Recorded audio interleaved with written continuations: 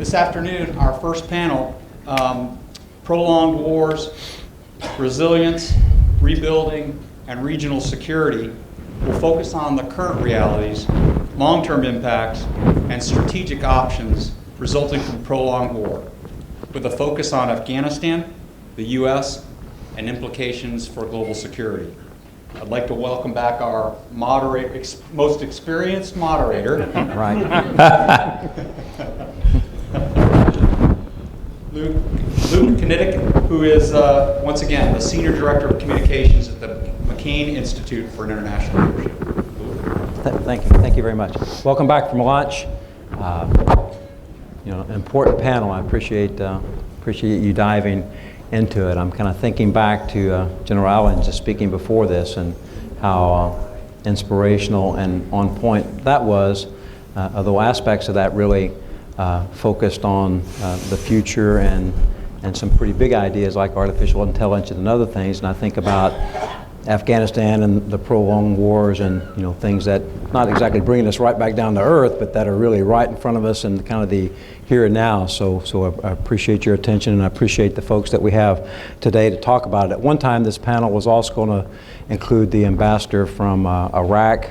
That's didn't turn out to be possible because of UN duties and that the ambassador had with senior leadership from Iraq being a part of that. And seems like I'm still not on here as well as I could be. I think you're okay. Is that better? Okay, good. Just didn't have it high enough. So I'll introduce our panelists and representing the ambassador of Afghanistan to the United States. And who we have here is an amazing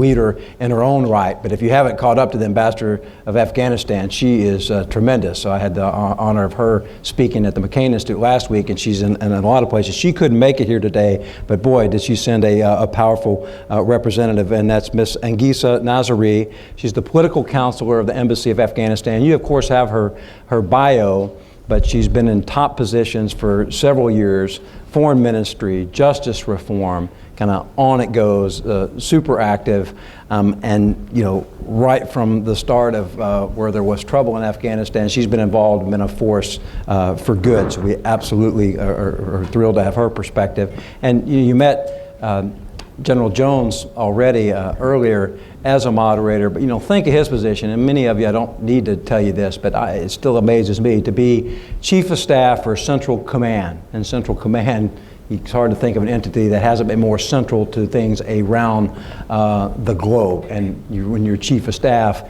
you're dealing and handling and helping tee up all of that, okay? And that was his past position. His current position and his consulting work gives him, when you look at it, and you can read it in the bio, really a 360 view on things security as well. So he brings all that as a perspective as well. So, with that set up, I think enough of me talking. Let's let them give you some introductory remarks, and then we'll dive in. Thank you, Luke, for the kind introduction. I'm really honored to be in this panel today. I would like to start with the elections that took place in my country today.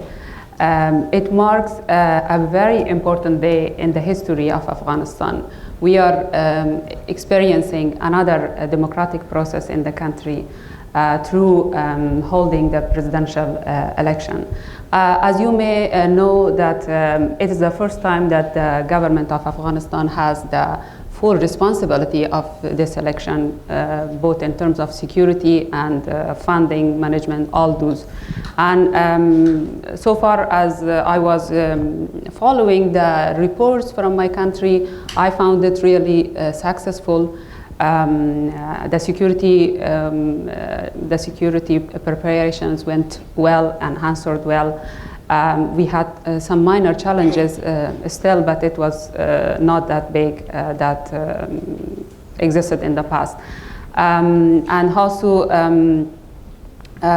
despite all those challenges that we had and faced in the past few months, especially recent few weeks, with deadly attacks that happened on civilians in Kabul and other large cities.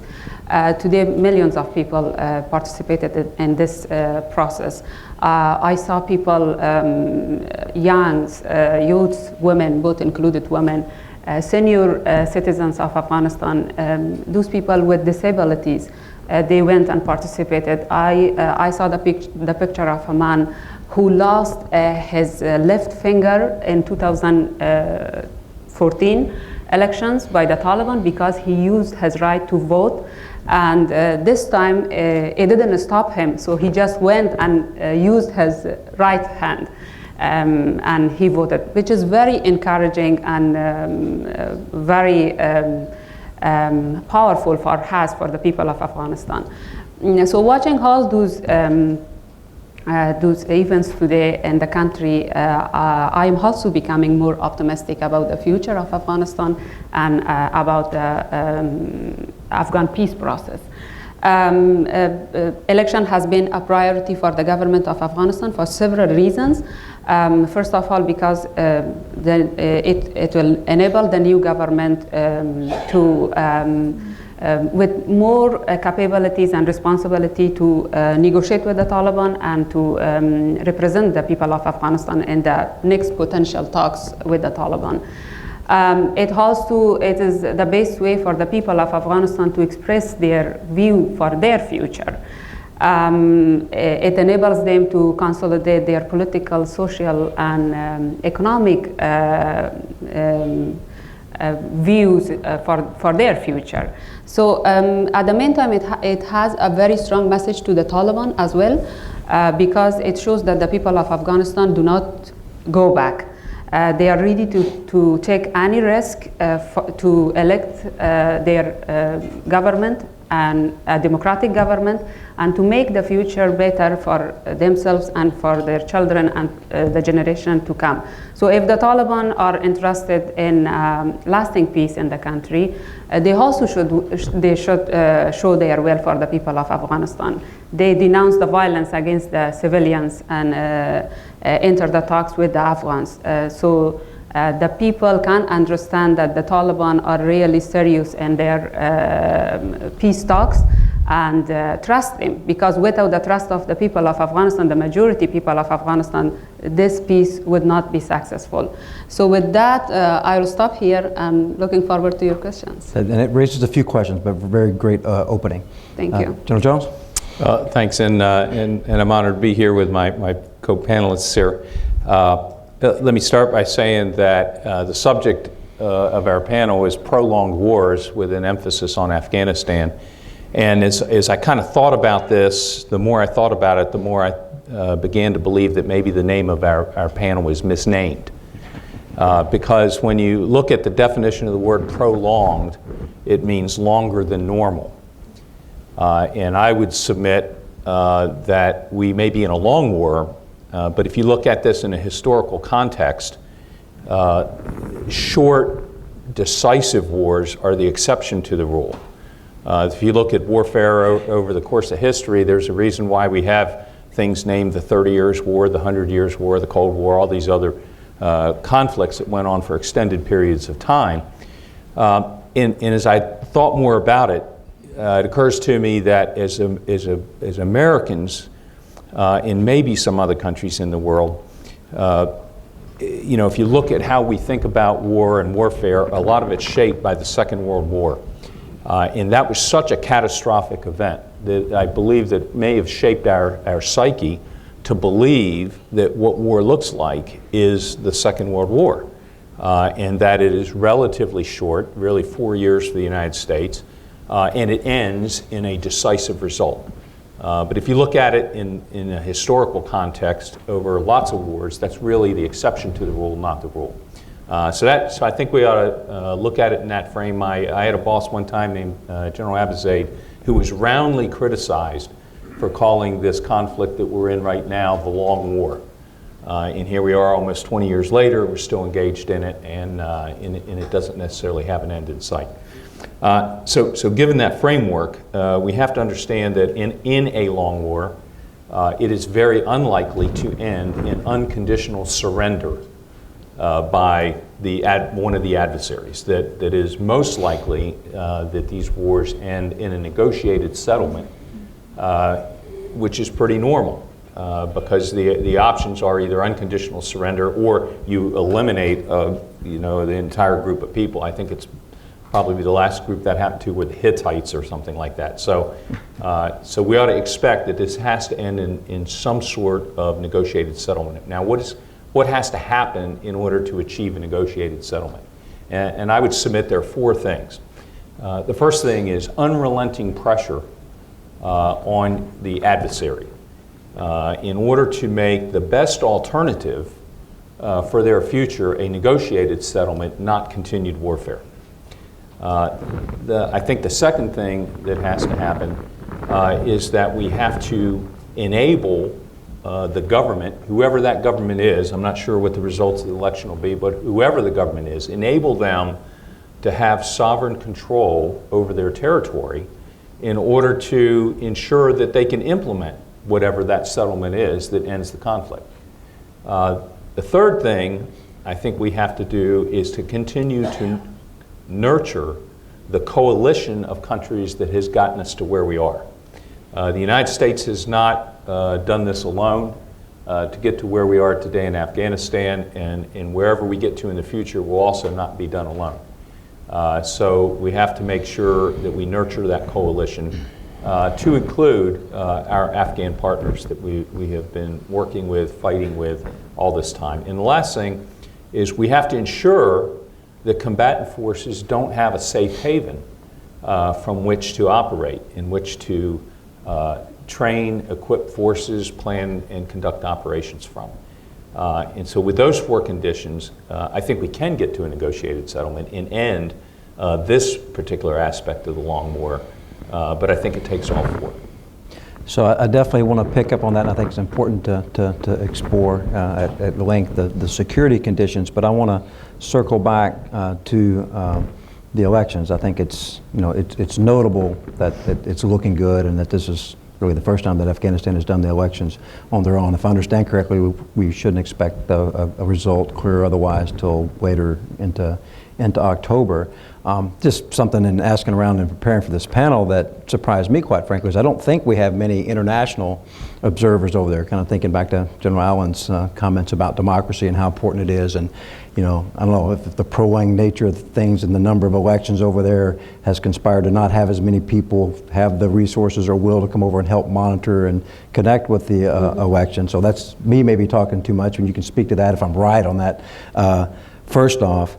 But could you just speak to the elections, but also the body politic? Because I think the security conditions are one thing, but ultimately the institutions and really the institutions of Afghanistan are what's going to have to take the country forward when security conditions can be met. Can you give us some sense? And I know it's a complicated environment, and I'm putting you on the spot here a little bit, but elections and kind of things we probably not necessarily know about how institutions are looking in Afghanistan nowadays. Thank you for the question. One thing that I can be proud of is the institution building in Afghanistan, because when in 2001 the government of Afghanistan on that time took the country with a disabled institutions, with organizations was, I can say it was 0. We started from 0. For instance, if we think about the Ministry of Education, we just started with something like 6,000 teachers, and most of them were only men. But now we have a big number of teachers, and women make the biggest part of those. We have universities. Only in Afghanistan, all over the country, we have more than 162 private universities. And some of those universities are getting prepared to compete in the region. So I can say that it's going well. The progress is good, but as also Honorable General Helen mentioned, that sometimes the changes in democracies can take time. Afghanistan, we just it's 18 years that we are experiencing democracy, and it is very young.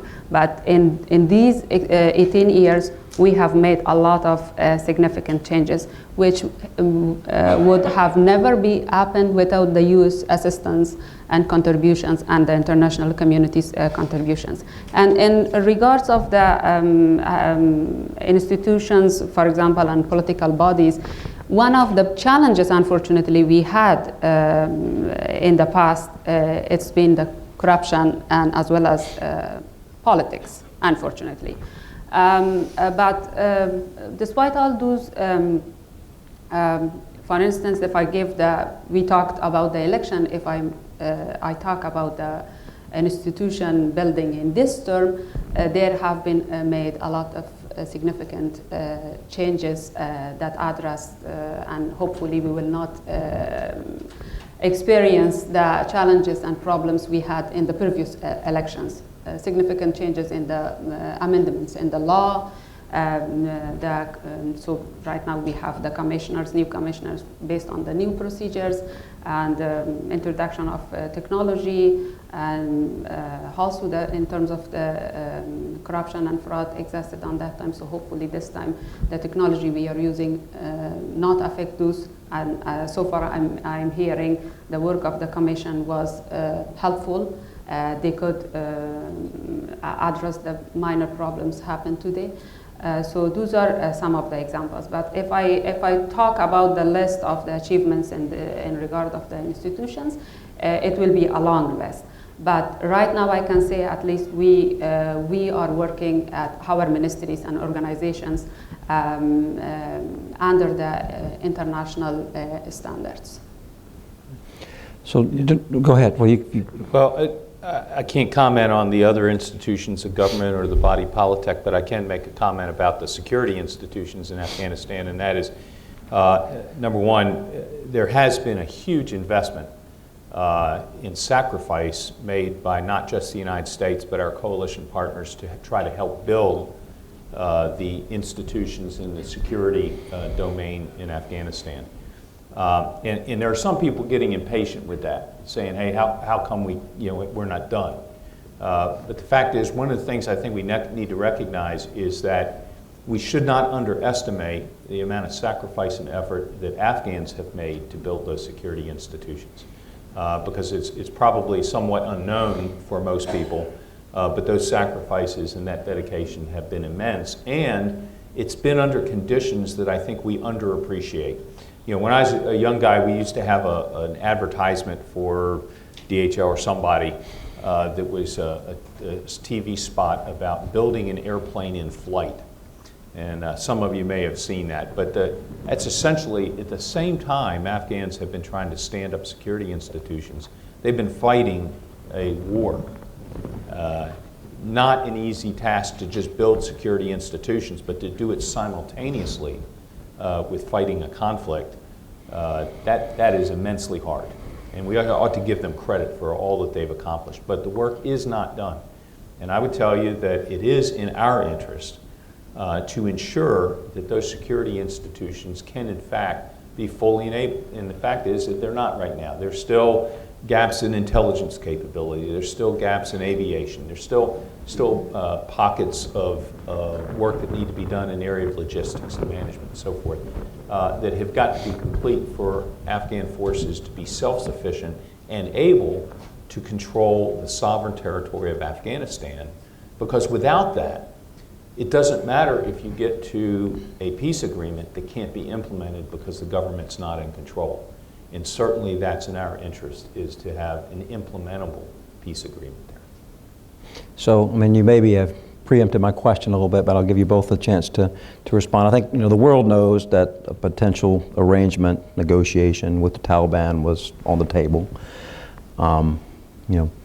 Speak to that a little bit and maybe put it into context, Afghan security forces, but just the other partnerships and the things at stake and in play. And if you want to specifically comment about the proposed negotiation, that's fine as well, but really, what it puts in play. Thank you. Yes, there was a negotiation, a long negotiation for almost 10 months or more than 10 months, going on between the United States and the Taliban. But now it's suspended and called off. And one of the reasons that it is cancelled is because of the continued violence of the Taliban against the civilians in Afghanistan. So I myself see this cancellation of the talks as an opportunity for both Afghans and as well as for the Taliban. For the Afghans, there is no doubt that all Afghans in Afghanistan want peace. Peace is something there that we are hoping for, because the people of Afghanistan know how it feels like living without peace. So they want peace more than anyone. But there is some different approaches between Afghans as well. So when I'm saying that this is an opportunity, the Afghans, politics, the government, and all of those Afghans should become with a united agenda and enter the talks with the Taliban. And for the Taliban, the Taliban should denounce the violence, because this is something that talks were called off, and they should demonstrate their will for the people of Afghanistan and enter the talks with the Afghans, and talk about the future of Afghanistan with Afghans. Without that, the people will not trust this process. And when you don't have the people present in this, the people of Afghanistan present in this peace talks, as General Jones mentioned, and they don't trust the process, it will never be successful. During these negotiations, the government of Afghanistan and the force that the United States took, we appreciate it, not only the United States and the international community, but the government of Afghanistan never tried to be destructive in the process. But we had shared our concerns with our partners, because it was the concern of the people, and it was our job to do that. But in terms of the peace talks, I can say that it was the government of Afghanistan that took these initiatives and opened the doors for the peace talks in 2017 in Kabul Process Conference, when the government offered the peace initiative to the Taliban. It was very generous. It had 3 comprehensive packages: political, economic, and legal packages. The same, we did these efforts in diplomatic channels, in Geneva Conference, in Tashkent. But what was the answer of the Taliban?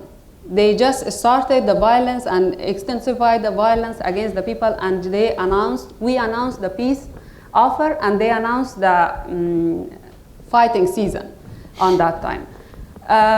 In terms of the internal efforts that this government took because of the peace, it was also very helpful. The ceasefire. The ceasefire happened in Afghanistan's history, I mean in the 40 years of the war we have, for the first time. It was 3 days, but it was the first time. And it was our government's initiative. It was very risky, but we did it. And the last one is the Peace Consultative Loya Jirga. 3,200 people from all over Afghanistan participated in that jirga, and they laid out their expectations for peace, their concerns, their red lines, and that's making the current government's mandate. So saying all those, it doesn't mean that we don't want these talks. We want the talks, but what kind of the talk and what kind of the peace we want, it's the question. The peace we want to see ourselves and our government, the new government, whoever will be, the representative of the Afghan people, be in the center of this peace and the center of the talks. And we have to see something from the Taliban, as I mentioned several times, so we can trust them. Because Taliban have not changed yet. we don't see any change in the Taliban. And we are really fearful and afraid of their return in Afghanistan. And in terms of partnership, so the second part of the question was right. partnership. Our partnership with the United States is based on our bilateral agreements. We have the bilateral security agreement, and also we have the strategic agreement. So this is still in force. And also we have the South Asia strategy, which is a condition-based strategy, and it is still in force, and we hold ourselves committed to that. And uses two core missions in Afghanistan, this counterterrorism and assisting our security forces, which is incredibly helpful for us, and we are always appreciating it and grateful for that. This partnership is based on our mutual national interests. The government of Afghanistan holds itself for very responsible on those partnership, and we are hoping for the continuation of that until we, as General Jones mentioned, we made those conditions that there won't be any threat inside Afghanistan for the U.S. and for the international community and in general for everyone. So, General Jones, do you want to comment on her point about the centrality of the Afghan government in negotiations and also, coalition and strategy, because you know a few things about that as well? Okay, so I have a hard time fathoming a negotiated settlement in a conflict without actually including all the parties of the conflict in the negotiation. I mean, the reality is if you're going to get to a sustainable agreement, it has to include all the parties who are fighting. So that's the first thing. Second thing is, when I do negotiated trading with companies, one of the things I do is I help try to divide interests into three things. One is, what are the common interests that you have with the other parties that you're negotiating with? The second thing is, what are the non-negotiable interests of the parties? And then the third is, okay, so what's in the trade space?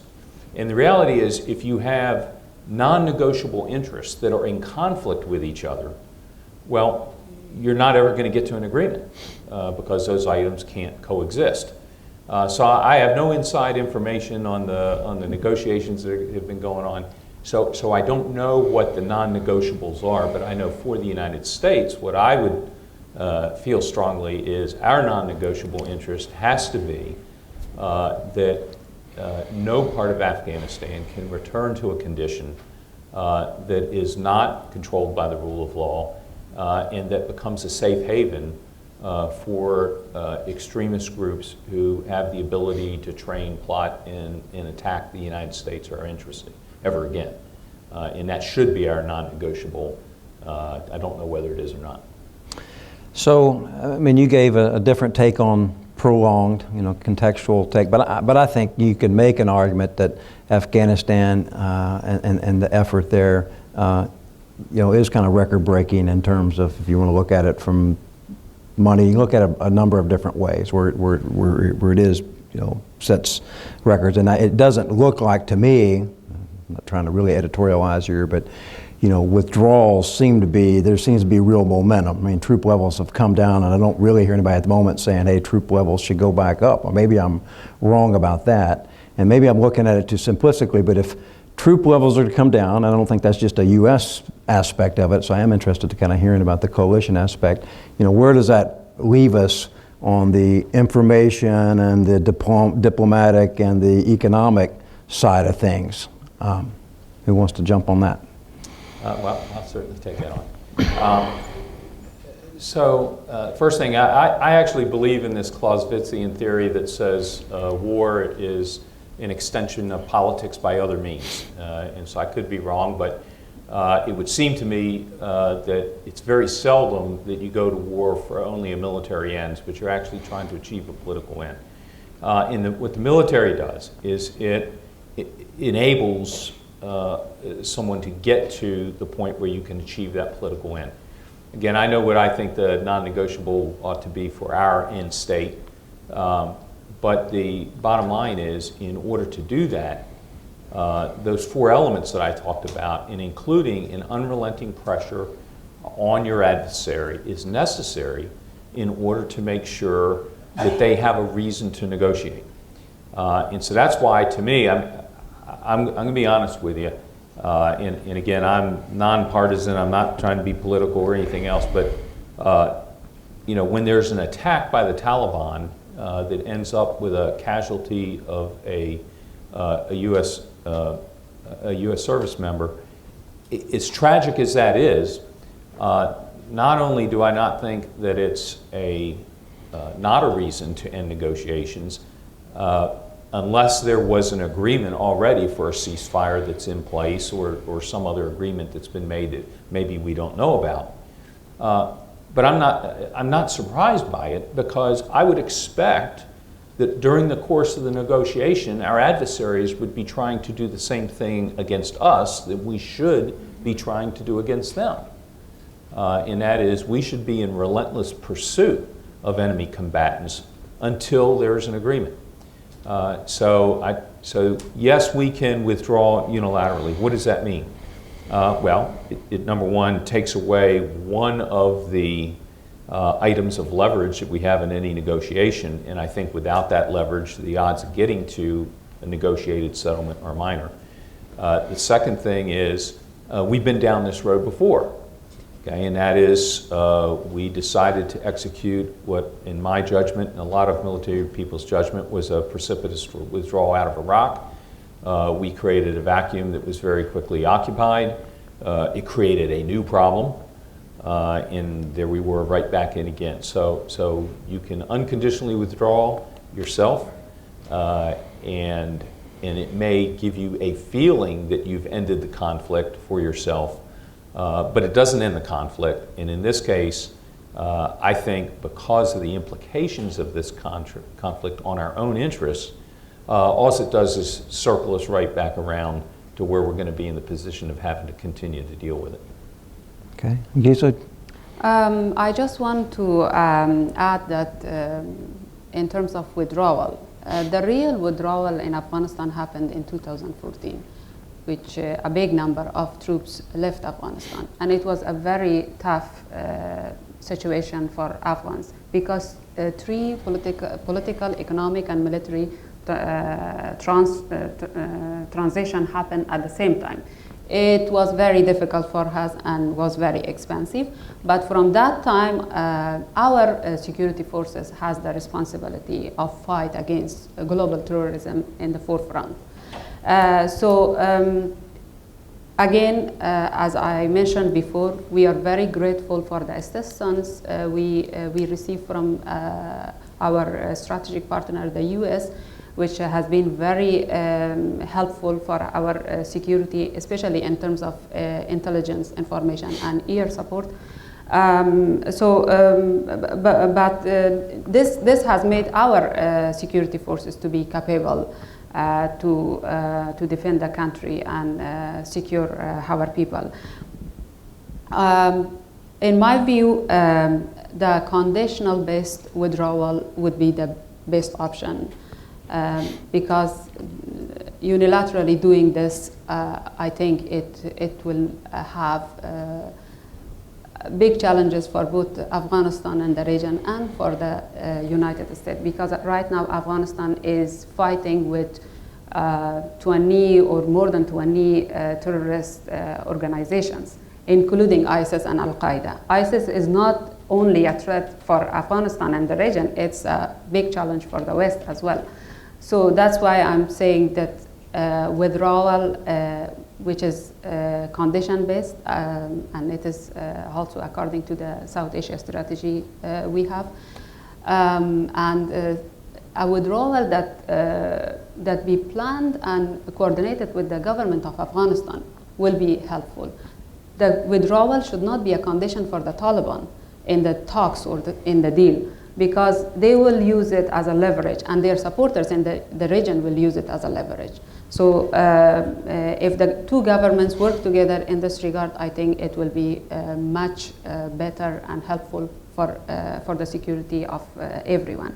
But regarding the diplomacy and economy, I think the diplomatic engagement and international aids and helps should continue for Afghanistan for a while, because whether it is during the conflict or post-conflict, because Afghanistan needs those assistance until we made the goals for self-reliance. So there is the potential, there is the political will, and also the plan, which has already started working on that. So until we met that, we need the assistance. So I have two more questions before we're going to come to you, and I think maybe you kind of hinted at an answer for this question of conditions-based settlement. But where is the common ground? And where can Afghanistan meet the international community, meet the positive forces in the region, certainly to counteract the not so positive forces in the region? What should that focus be? And I'll just throw in another thing. I've not heard mention of NATO once, and I think NATO, still counts in that area. So, General Jones? Well, I think regarding NATO, that's my one of my points in the opening comments was you have to nurture the coalition. We got to where we are because of a coalition of countries. We have a NATO command. We have a lot of NATO forces. We have some non-NATO forces who have been assisting in various ways. So the bottom line, you have to nurture that. And my way of nurturing, a coalition is that when good things happen, when people do great things, you praise them, and when they do things that are not necessarily all that great or you disagree with, you have a private conversation about it. I don't think by lambasting your partners and allies, you actually make any progress on strengthening your partnership. So I think that nurturing that coalition, NATO especially, but not just purely NATO, is critical to sustaining what has to happen in order to get to a state where the government of Afghanistan can exercise sovereign control over all of its territory to implement whatever agreement can be reached. And to ensure that our vital interests, which again is our red line, and that is that we don't have a safe haven for terrorists or other extremist groups, ever how you want to describe them, where they can prosper. And we know that ungoverned territory is essentially the breeding ground or just the kind of wonderful petri dish for these kinds of entities to thrive in. So we have to stay the course in order to make sure those conditions exist for our own interests and also for the interests of not just the Afghan people, but for people in the region, I think.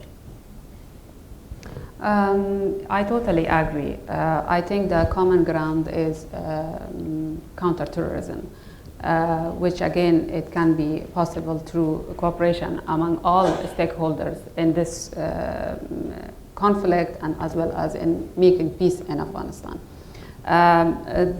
For me and for the people of Afghanistan, the cooperation of regional countries, especially our neighbors, is the most important one.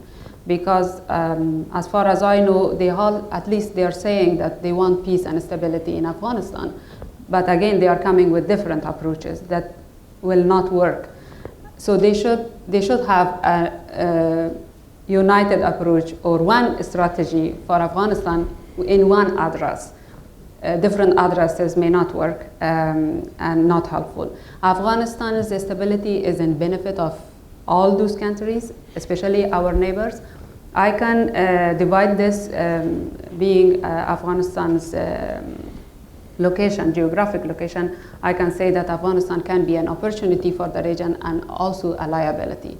Why an opportunity? Because in a stable Afghanistan, there is the chance of the economic growth for all of the countries in the region. There is also the chance of the job creation and human resources, because our 68% of our population is under age of 25. So we have resources, mining resources, and there are a lot of opportunities, trade as well. For example, if I can say one example regarding the energy in South Asia is more expensive than Central Asia.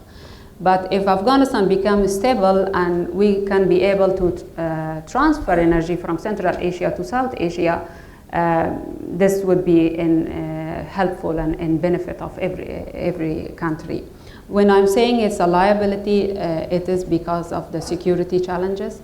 Afghanistan is still can be when the conditions prepared for the terrorist organizations, it might be again a safe haven for the terrorist organizations. In terms of the drugs, it's another challenge for our region, and also poverty, only to name a few of them. So the cooperation among regional countries and as well as international community with an address that it should be the Afghan government will be very helpful. I think I see common ground there. I hope others do as well. And I think your responses feed into my last question well. Stability, instability isn't good, right? And I think that was a common theme there. And to me, one way to measure instability is if girls can't go to school and women can't lead, that's a sure sign that you got some instability that's dangerous. So, with kind of a focus on human rights. One, I want to know, you see women leaders in Afghanistan stepping forward in a big way. I mean, you demonstrate that. There's plenty of other examples. What's behind that? Maybe I'm just naive, but what's behind that? And then, what's at risk? That and the next generation. Actually, this is my favorite question because it affects me as well as a woman in Afghanistan. It is at risk that we have fear regarding the return of the Taliban. When it's the talk about the Taliban, we fear because, for instance, myself, I have lived under the control of the Taliban when they had the control of Afghanistan for 5 years. I was deprived from my very basic rights and fundamental rights on that time. So I know how it feels to live under a harsh environment and deprived from your rights. And I don't want that happen to me again, and to my daughter it happened. So this is something that the women in Afghanistan fear, but as you said, that there has been a lot of changes in this regard. Today, children can go to school. The women's participation in the government, we have ambassadors, we have ministers, we have governors. In all sectors, you see the representation of the women. Only in our embassy, we have 5 diplomats, women, which was not possible. I'm not talking right now on that it was not possible in 2000, even it was not possible in maybe 2005. So it's every day happening, the change is happening. And what's behind all those changes? Again, I'm saying it is the efforts of the Afghan government they did, but with the help of the United States and international community. The investment they did in our country, I can say that it answered. Since 2001, the Afghan government and the international community invested a lot on women empowerment, whether it is in terms of economy, their participation in the government and business, their access to health and education, and access to justice and securing their constitutional rights. So these are the things that we are fearing if we lose it. We don't want to lose it. And why we say that? Because we, as I mentioned before, we don't see any changes in the Taliban. They publicly announce the things they have done for the women, for example, it was good. Still, they do not count as equal as men. And even sometimes they resemble us like, I'm so sorry, like animals. They publicly announced that the people should not go and vote, and they threat the people, and they do not believe in this system. So how we should see that change? When we are hearing that the Taliban are changed, we cannot believe it because we cannot see it. Even on those areas that right now Taliban has the control, they still do the violence against both men and women, but especially on women. That's why that we fear if they come under control, we will lose those gains and those achievements we did. And it is the reason behind those Afghans, especially women. And we are very lucky that today not only women but also men voice their support for us in Afghanistan, and they mentioned their red lines, that we want peace, but this is the peace that we want. This is our red lines. So am I answered your question? Yeah, I can't add much to that other than to say I have great admiration for the courage of the women in Afghanistan. I can't remember if it was 2007, 2008, but I was on a trip to Afghanistan and I went up to Bamyan, which is a province, and I was going to meet with the provincial governor. Was surprised to learn it was a woman. And when we met, I finally had to ask her, this is unbelievable personal risk for you. There are a lot of people who want to do you in. Why do you do this? And her answer to me was so simple that it was inspirational. And her answer was, because I must, for my daughter and her daughter, and it's worth the risk to me. And that's the level of courage that women in Afghanistan have shown and are actually showing every day, that really causes me to be very much in admiration. It's your turn. I'm guessing we have some questions out there. I see a lot of questions. Let's try to take 3 at a time. I don't know, Mr. Stetson's already got a question. We may get him, but let's go one here, one way in the back, and one far left. I'll take this first. General Jones, thank you for your service, first of all, sir. I don't know how to say this, but as the history has given, rightly or wrongly, the nickname to Afghanistan, the graveyards of the empires, going back to 1839 to 1842, when the Britishers first came into Afghanistan. How do you, so to ask a specific question as you directed, how do you visualize a Marshall Plan for Afghanistan? The context. Winning hearts and minds is very crucial. And the history of Afghanistan, time is on their side. Relentless force, as you mentioned, is very crucial. But how about the beacon of hope, the America's values, as General Allen has been stressing? When the Afghans say, alongside the power of the barrel, but a Marshall Plan, which we did and after Second World War, do you envision something like that? And I'll stop there, sir. Thank you. Okay, so there's one, then in the back. I think they'll get you a mic all the way. Well, I am making our mic folks run here, aren't I? But you seem very eager, so.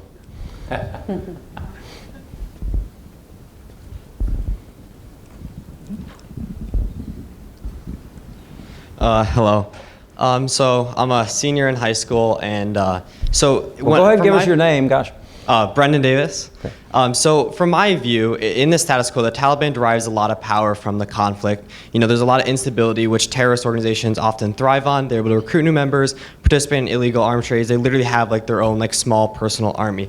So given all the benefits they gain from having a conflict, do you believe the Taliban would ever want to end this war? And do you believe that in a negotiated peace deal, it would be necessary to give them some sort of comparable power, such as establishing them as a political party or creating some sort of semi-autonomous region? Okay, and to most people's right and to my left. It's coming your way.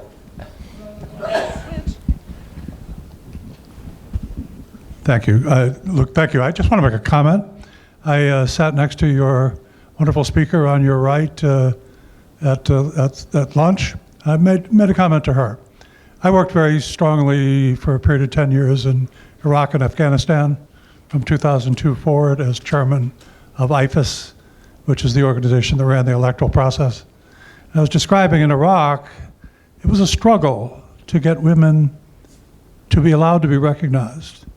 We went through a series of incredible changes and structures to get them to be participants.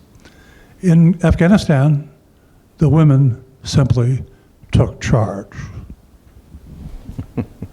So I think that was more of a comment than a question, but I think they'll be able to pick up on that.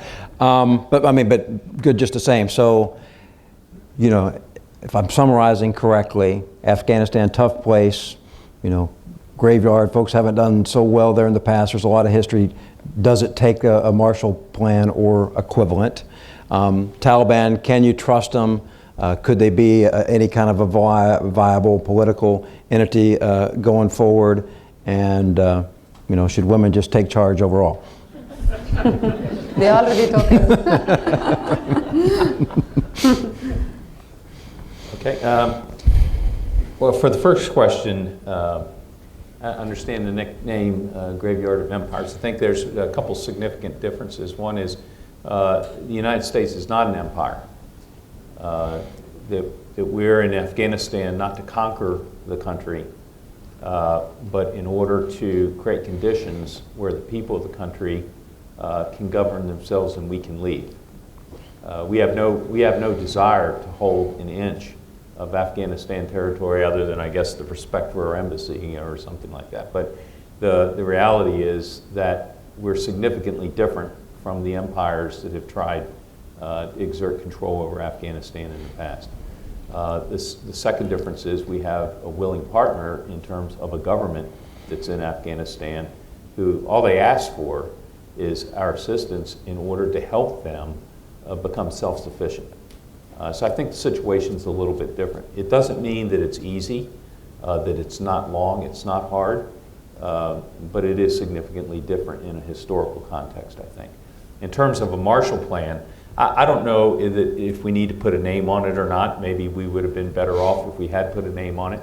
But it's not significantly different than what we experienced both in post-World War II Europe and in Japan. And that is, yes, they need significant assistance to help them with the institutions that allow them to be sustainable in the long term. And that includes not just security forces, which of course are important, but the economic institutions, the institutions regarding the rule of law, and other governing institutions that allow them to be self-sufficient. And the good news is, while given the devastation of the countries in the world post-World War II, we have a lot more partners in this endeavor than we did post-World War II. And so we ought to take at least some comfort in that. Regarding does the Taliban want to end the war, is it in their interest to continue to fight? And can you get to a peace settlement without giving them provinces to take control over? It's an answer I don't know. I do know that without something that causes them to think their best course of action is a negotiated settlement, I consider that to be unrelenting military pressure. It could be drying up of resources that come to them to help support their military campaign and their ability to stay in power or whatever. But it could be a lot of things. But without a motivation to want to get to a settlement, it's unlikely one is going to occur. As to what that settlement looks like, certainly there has to be some capacity to help them participate in the power mechanisms of the country.